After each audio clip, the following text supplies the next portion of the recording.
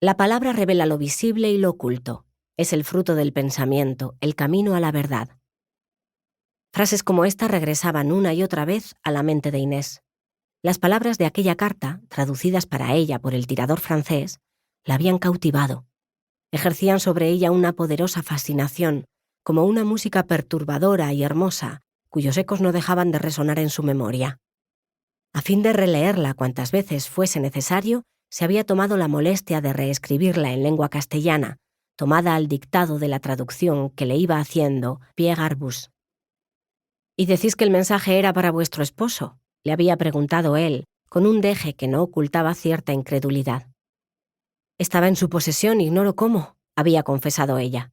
«Si os soy sincera, dudo mucho que fuera dirigido a él». El texto no permitía adivinar mucho sobre la identidad del destinatario. El redactor lo denominaba Vulcano y se dirigía a él con expresiones como «mi querido amigo» o «hermano mío», sin mencionar su nombre en ningún momento. Tampoco el remitente proporcionaba muchas pistas sobre su persona. Se refería a sí mismo como Mercurio. En cierto punto aludía a su residencia en la muy querida villa de Santiuste.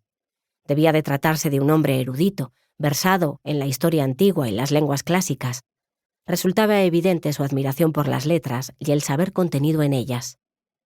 La palabra hablada mira a la inmediatez, la escrita a la inmortalidad. Quien vive en ella vive para siempre, afirmaba en determinado pasaje.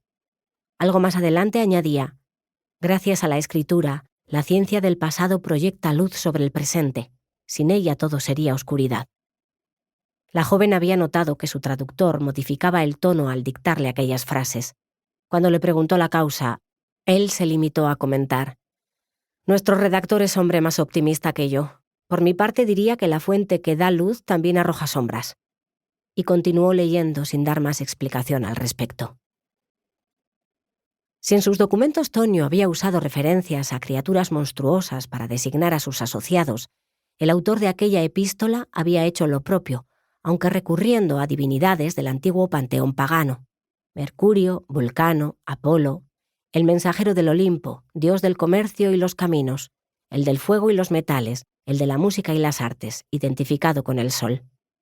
La primera denominación correspondía al redactor de la carta, la segunda a aquel a quien iba dirigida, la tercera a cierto amigo o patrono común que solo aparecía mencionado en una instancia como el de largos rayos que a todos nos ilumina. Según los indicios, la misiva se había redactado en fecha no muy lejana.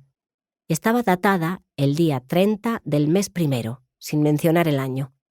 La joven dedujo que debía tratarse del anterior a aquel en que se encontraban.